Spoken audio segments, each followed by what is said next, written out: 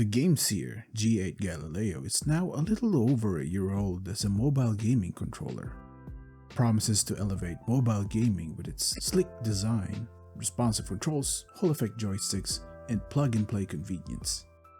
It's compatible with Android and iPhone 15 and higher, but after a year, does it still really deliver?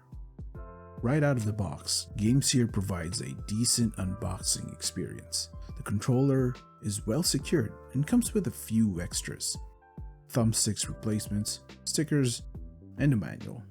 Nothing too fancy, but it gets the job done. For size comparison, here's how the controller stacks up against an Xbox controller, a DualShock controller, a Switch Pro controller, and the Steam Deck.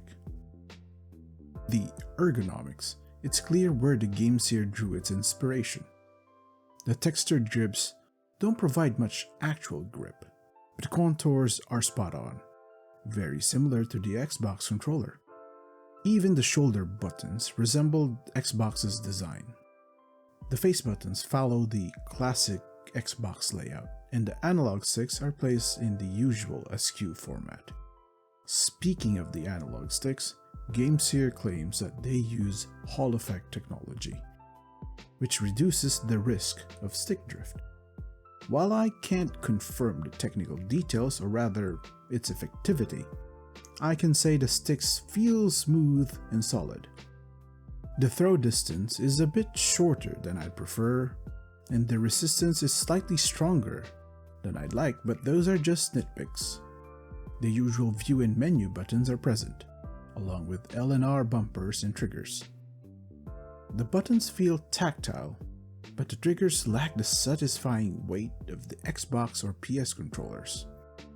There's also a subtle latency in the face buttons, noticeable in action games like Zenless Zone Zero.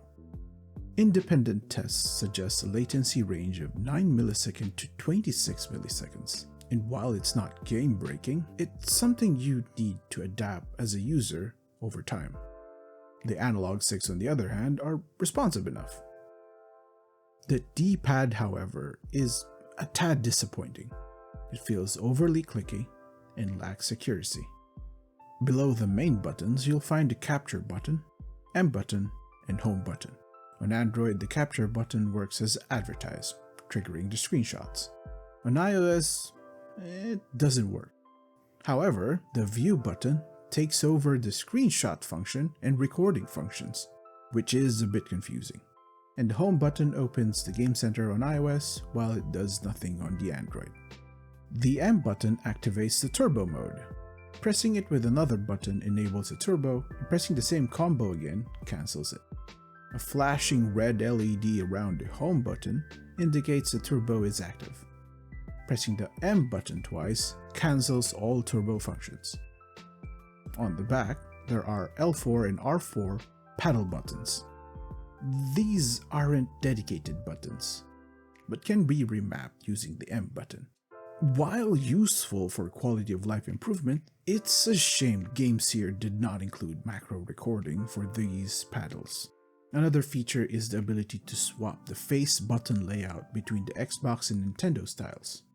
One other thing is the magnetic faceplate allows you to swap out the analog sticks with extra options included in the box. Personally, I stuck with the standard ones. The controller uses a spring and stopper mechanism with rubberized pads to fit devices securely. On the box, it says it supports devices 110 to 185mm in length and up to 13mm in thickness, but it can't handle larger devices like the iPad mini, which is a shame. The hinge Type-C connector is a standout feature, making it easier to plug in devices without risking scratches or bending. Pass-through charging and a headphone jack are also included, which is a nice touch. Using the controller with the phone cases can be a little bit tricky though, so cases thicker than 1mm may cause the device not to properly engage with the controller. Initially, I had to remove my case to use the controller, but a Reddit tip suggested squeezing the controller onto the device, which worked for me. Another option is to remove the rubber padding, but that requires doing some surgical work, which I wouldn't recommend.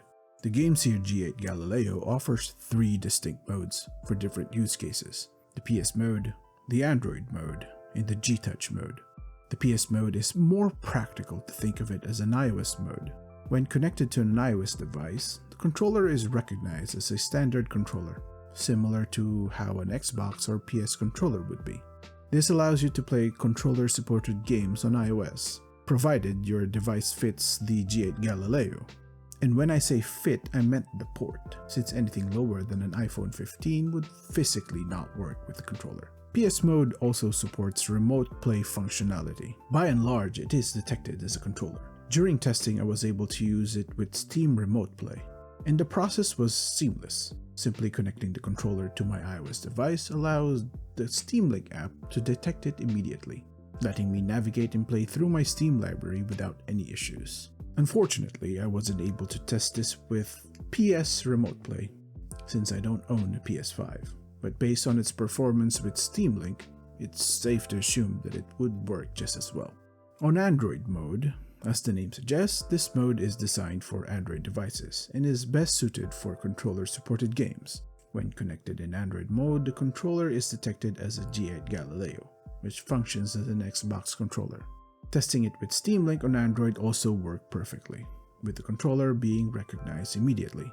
The third mode, the G-Touch mode, is where things get a little bit different. This mode is specifically for Android games that don't have native controller support and instead rely on touch controls. Games like Mobile Legends, Modern Warfare, among others. To use the G-Touch mode, you'll need to download the GameSir app on your phone. Once the app detects your controller, you can navigate to the Games tab, not the bottom navigation tab, but the one at the top. Confusing, I know. Here you'll see a list of games installed on your device. A G-Touch mode essentially maps the controller inputs to touch controls, allowing you to play games that wouldn't normally support controllers. The app also offers another option called V-Touch mode, which behaves similarly but requires additional setup, such as enabling permissions in debug mode on your phone, which in my opinion is a whole pain in the neck. While the V-Touch mode allows simultaneous use of the controller and touch interface, I didn't notice any major differences between the two modes during my testing. It's possible that GameSir has improved G-Touch mode over time, or my sample size of games wasn't large enough to reveal any difference between the two modes. Basically, G-Touch mode at the moment behaves similarly as a V-Touch mode, where you can not only map buttons, but also use both touch controls with the controller. One caveat for the G-Touch mode is on iOS. Unfortunately, G-Touch mode is not available for the iOS device. GameSir simply states that this feature is not supported. In fact, the app doesn't even recognize the controller when connected to an iOS device, unlike its Android counterpart. This limitation is likely due to Apple's closed ecosystem. At this point, I blame Apple's lack of device support outside of its own peripherals, rather than GameSir themselves. As I mentioned before, one of the standout features of the G8 Galileo is its compatibility with system streaming apps like the PS Remote Play and Steam Link. Both iOS and Android devices support these apps, and the controller works seamlessly with them. If you don't own a PS Portal or a Steam Deck, this controller provides a great alternative for streaming your games to your mobile device. One other thing aside from streaming is emulation. Since it's detected as either a DualShock or Xbox controller, emulator apps have no trouble recognizing it, making it a great option for retro gaming peripheral on the go. After a year from its release, the GameSir G8 Galileo is still a solid choice for anyone looking to enhance their mobile gaming experience. With its ergonomic design, Hall effect joysticks, and versatile features, it's a controller that delivers where it matters most. While the D-pad could use some improvement and latency could be better, it still provides a decent experience. And even if the iOS features could use some improvements, it is understandable why it is what it is. Add in thoughtful design touches like the hinge Type-C connector, pass-through charging, swappable analog sticks, and while I hate to say this, you've got a controller that feels premium without breaking the bank. And when I say without breaking the bank, it's because it's around $60. The G8 Galileo offers great value for money. It's not just a good controller, it's one of the best in its class, even in 2025. Whether you're playing native mobile games, streaming from your console or PC, or diving into emulators, this controller has you covered. If you're in the market for a mobile gaming controller, the GameSir G8 Galileo is an easy recommendation. Thank you so much for sticking with me until the end of this video. If you enjoyed it, please give it a thumbs up and hit that subscribe button for more content like this. See you in the next one.